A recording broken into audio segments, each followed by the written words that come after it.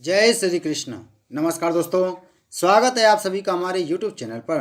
दोस्तों, आज मैं आपको माघ मास महात्म के 22वें अध्याय की कथा सुना रहा हूँ, जिसमें हम सुनेंगे विभिन्न तीर्थों में माघ स्नान करने से होने वाले फलों की प्राप्ति, राजा वीरसेन एवं भद्रक नामक ब्राह्मण की कथा।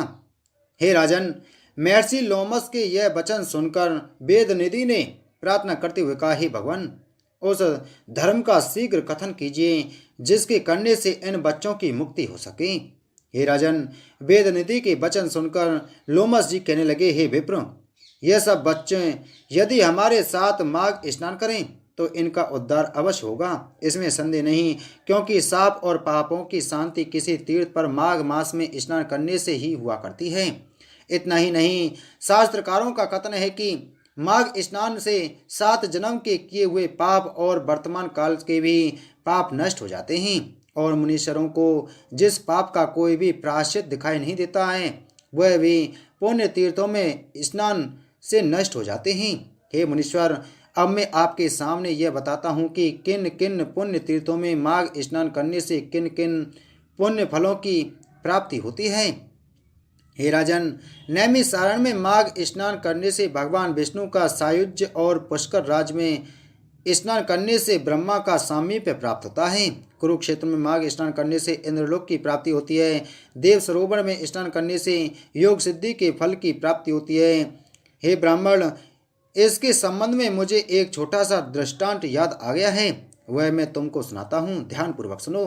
पुराने समय में अवंती नामक नगरी में एक वीरसेन नाम का एक बड़ा धर्मात्मा राजा रहता था।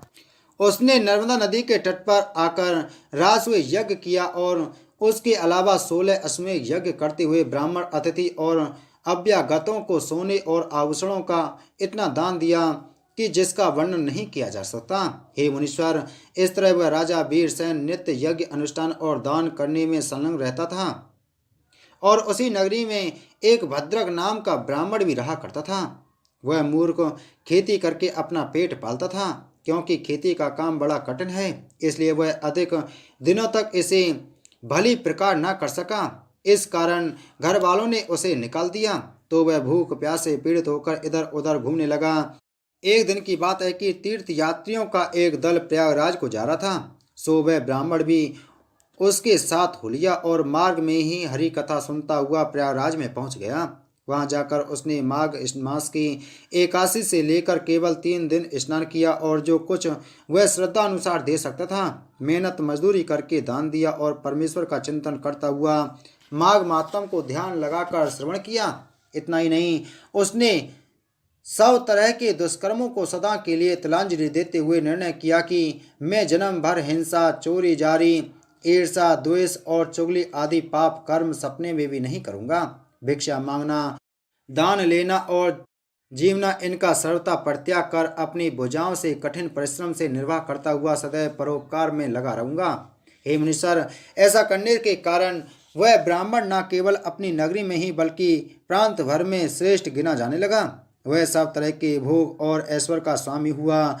इसके बाद वीरसेन और वह ब्राह्मण दोनों एक ही दिन मृत्यु को पाकर स्वर्ग को चले गए।